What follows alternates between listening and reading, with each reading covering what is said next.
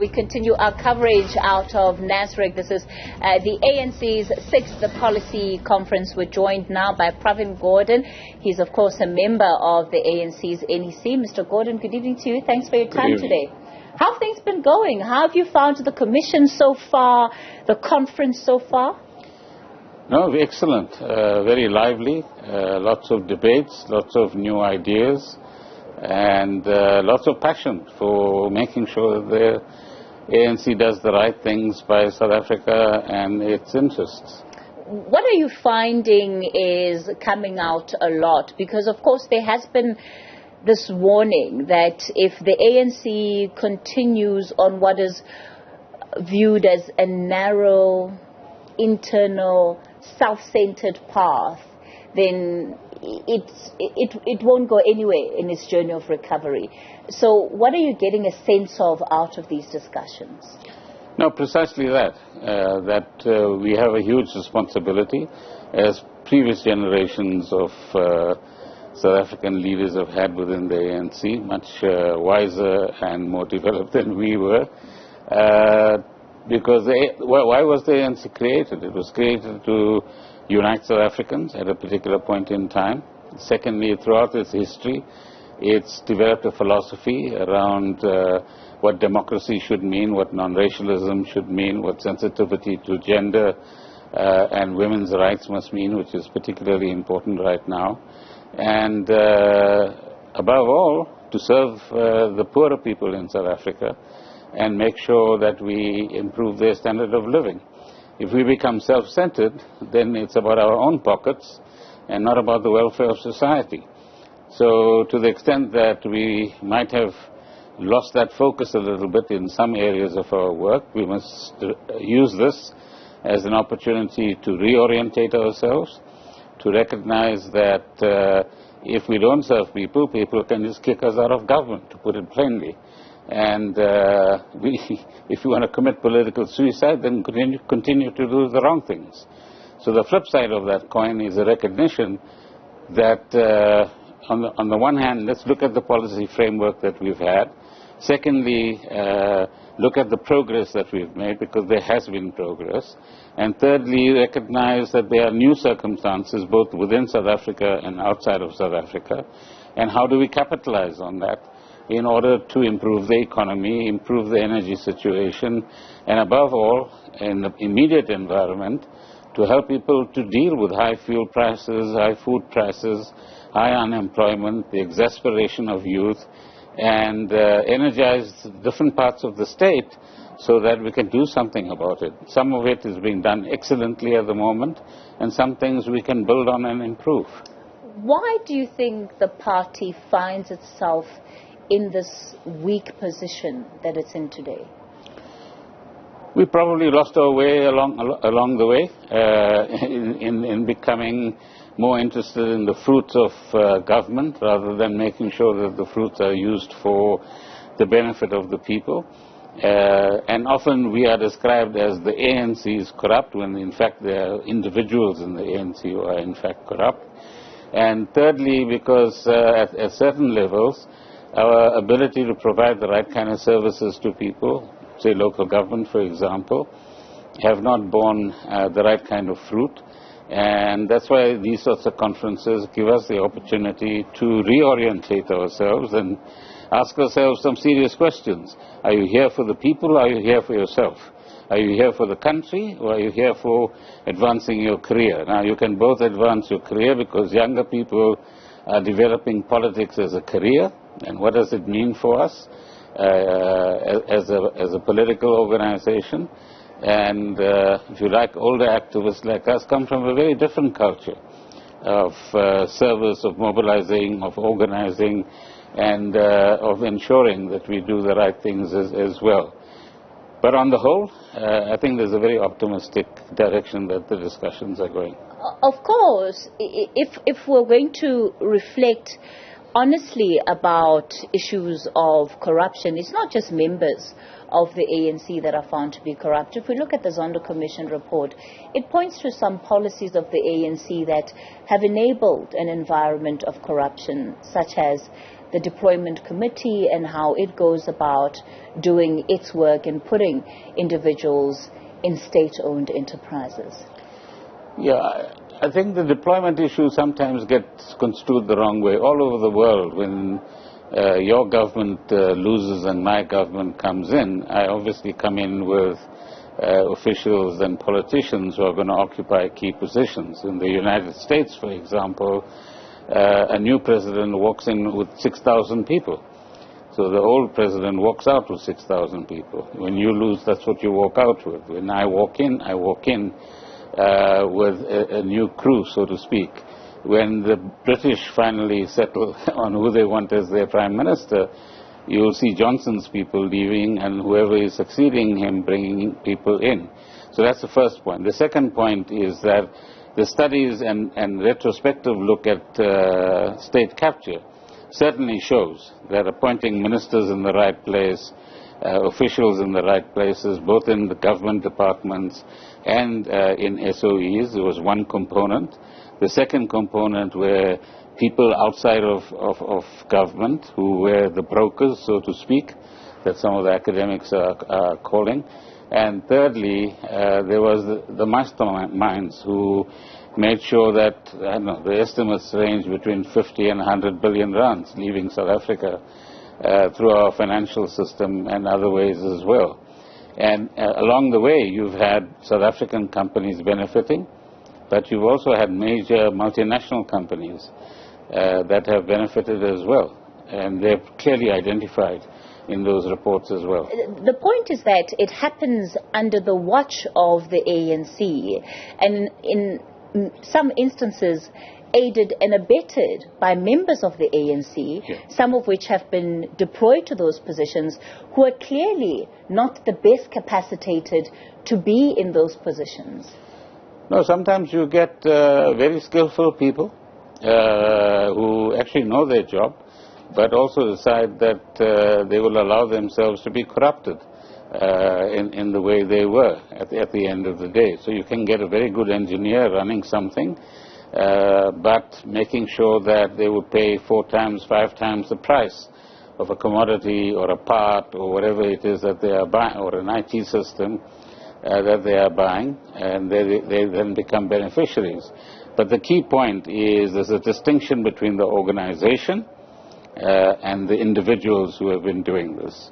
Not everybody in the ANC is corrupt, and the ANC by definition is not corrupt. There are individuals that are corrupt, were corrupt, did benefit, have been identified in the Zondo Commission reports, and they are required in terms of our internal rules to take a proactive step, go to the Integrity Committee, explain whatever they have to explain, and then follow the guidance of the Integrity Commission. Do you think South Africans give the party that benefit?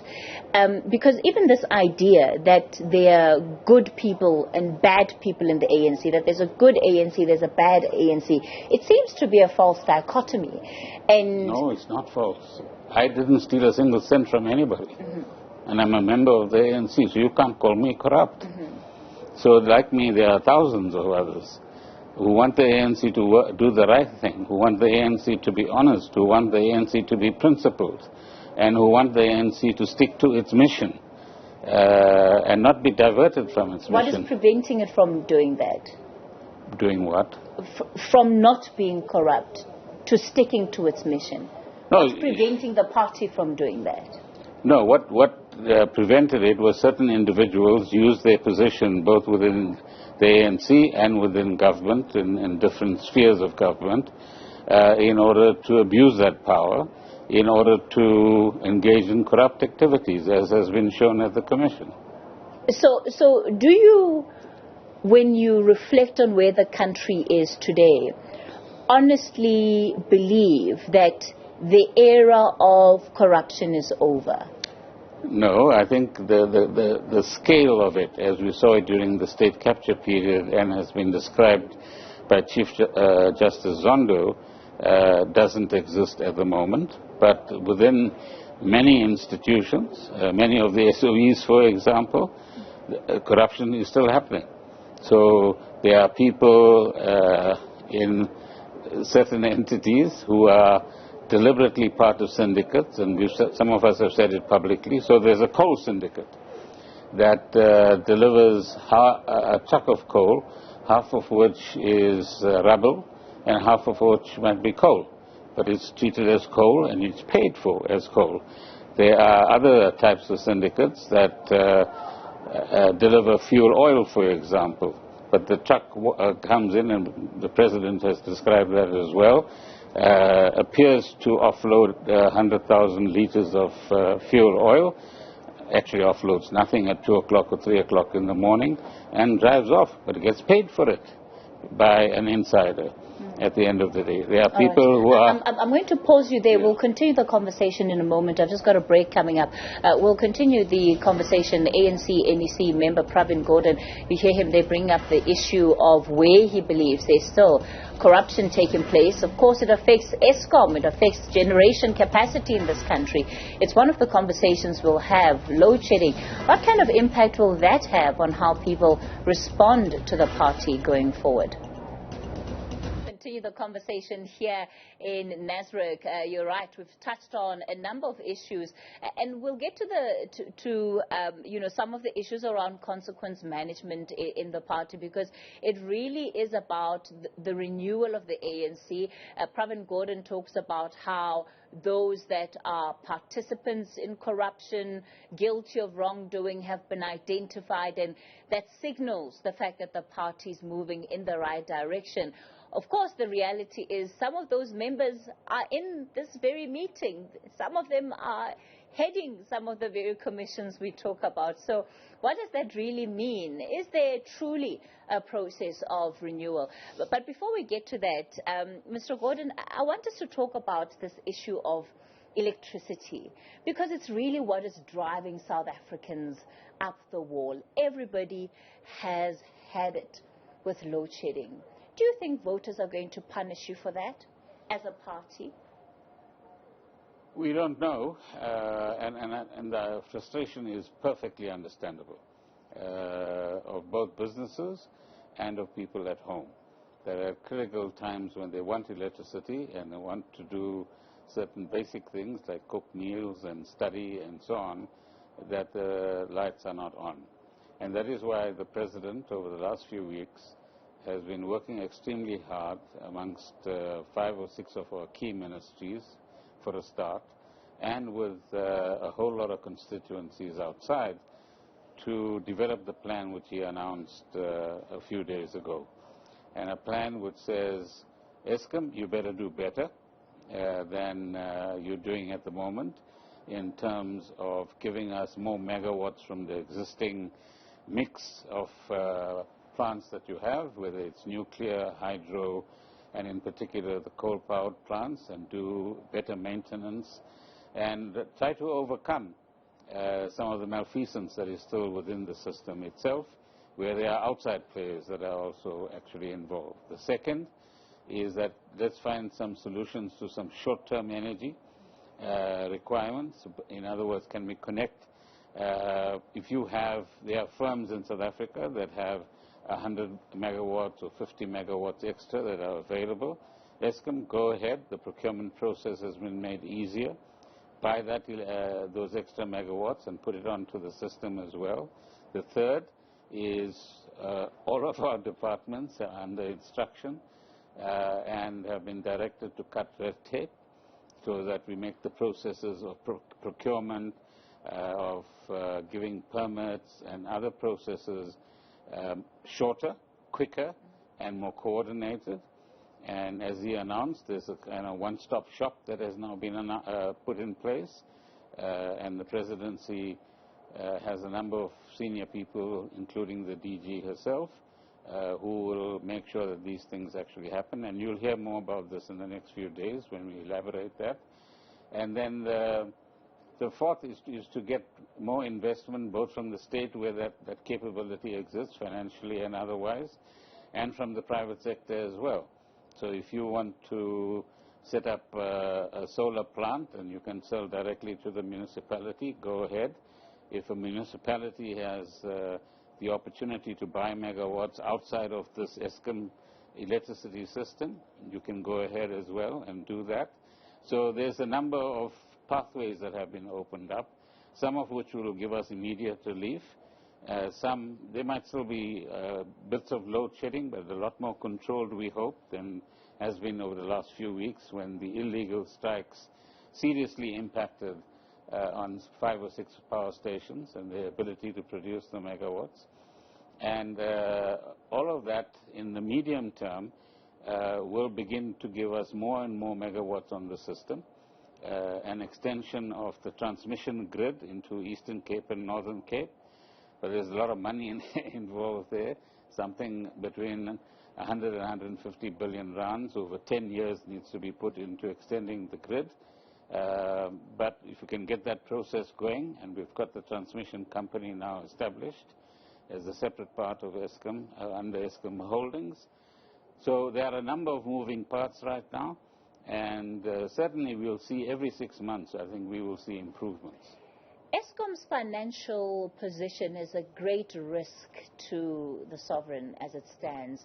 The IMF recently recommended that government take on that debt that Eskom has. Is that something that this policy conference is going to be discussing? That's sort of already built into the decision making. I think the President said that the Minister of Finance will announce something in October when he announces the medium-term budget policy statement, and the Treasury colleagues are working on that. So a bit of patience between now and the 3rd week of October. What does that mean, though? Does that mean that there are active conversations taking place in government about whether government should take on this debt, and if it does, how that would work? The mechanics of it, yes. But it's certainly something you're looking to do. That the finance people are working on it and will be announcing in October. So there's absolute deadline, if you like, which the Minister of Finance himself has set, that by October I will tell the country where we are going on this issue. The difficulty, of course, is that all of these projects, or at least some of them that you've mentioned, need quite a big capital injection to get going. So where's that money going to come from if the issue of the debt is still also a big question mark? That's all part of that equation that needs to be built in. I know you're tempting me into an answer, which I don't have. So these are technical areas. What does it mean to bring billions of rands onto the sovereign balance sheet is an important question. In other words, you're increasing your debt at a time when interest rates are increasing, both here and elsewhere in the world. And that has implications for the second thing, which is how much of interest are you going to now pay on that debt, which will also shoot up.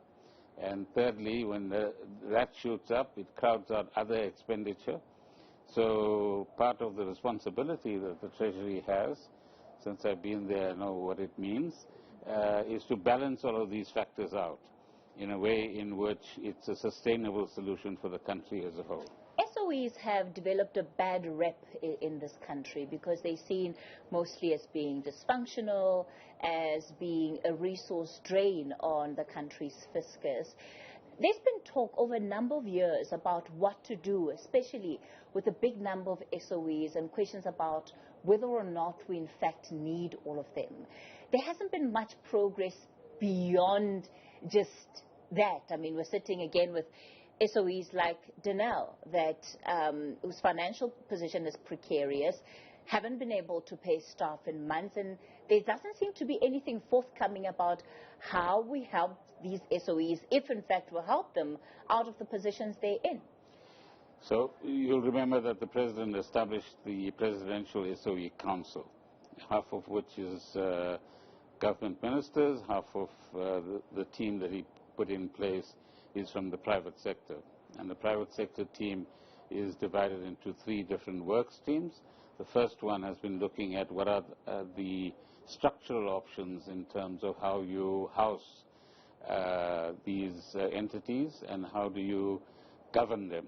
And the Zondo Commission has also come up with some ideas more recently on that. So those are the 2 key areas there. The second stream is looking precisely at the financing issue, and they've looked at some of the bigger SOEs and have come to similar conclusions that you have. What do you do with the Eskom debt, and how do you structure that as well?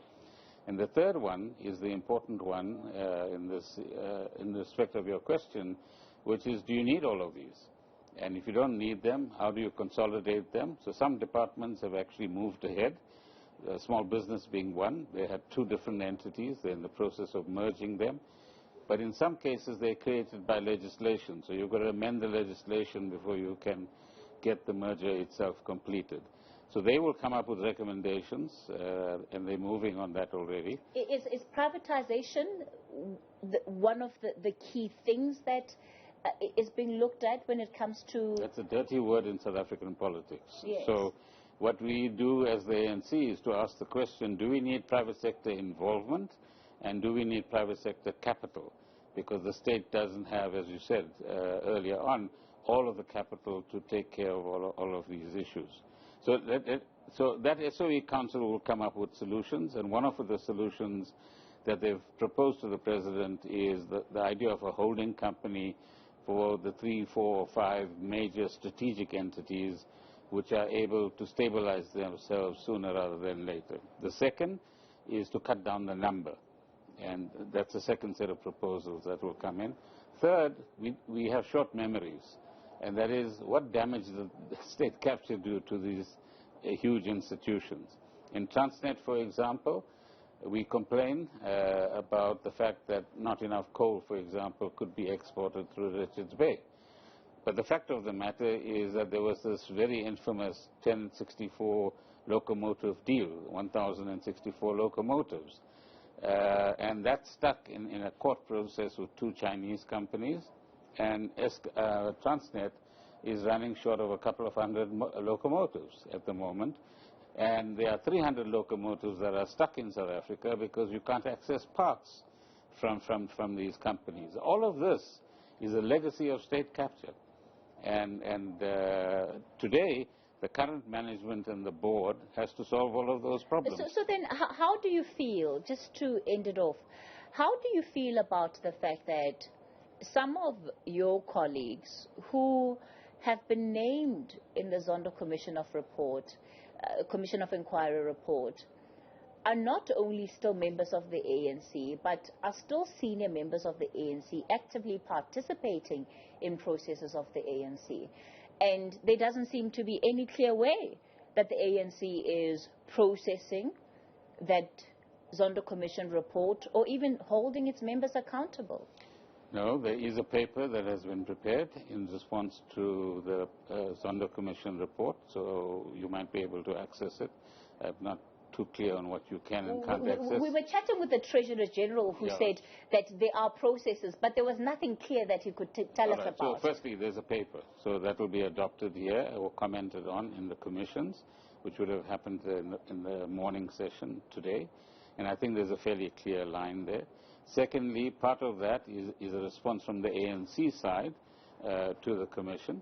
Thirdly, within government itself, each of the relevant departments where these SOEs were have been asked over the period when the reports have been released by the Commission to prepare an action list. We've been doing that, for example.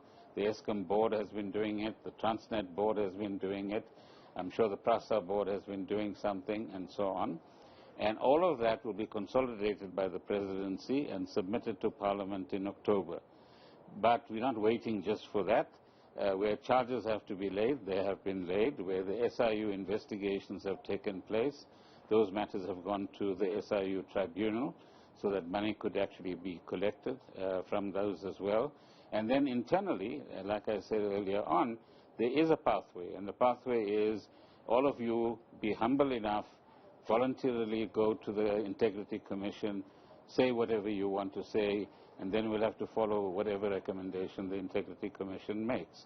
So I think you have a range of actions that are being taken, because neither South Africans nor ANC members want us to just sit still and say we're ignoring this whole period, we're ignoring the impact of this whole period, and we're ignoring Judge Zondo's Commission recommendations at the end of the day. We need to respond to them, and where possible we need to act on them. You are big on being against corruption, and this is going to be my last question to you. What would you say the impact of the current scandal involving the president of your organization has been on the party? No, I think everybody wants to know what is the real story, so to speak. And I'm sure soon he'll be able, now that he's addressed the public protector, he'll be able to address the country and say this is the real story. So until then, we wait for the real story. Have you not been told the real story? Not me. As the NEC? No, I think there are legal processes involved, and we've been told that. And until those processes are complete, he was unable to indicate exactly what is going on. And I'm sure that he has a credible explanation to offer at the end of the day. So you're giving him the benefit of the doubt until then? Yes, why not? Okay. That is ANC NEC member Pravin Gordhan.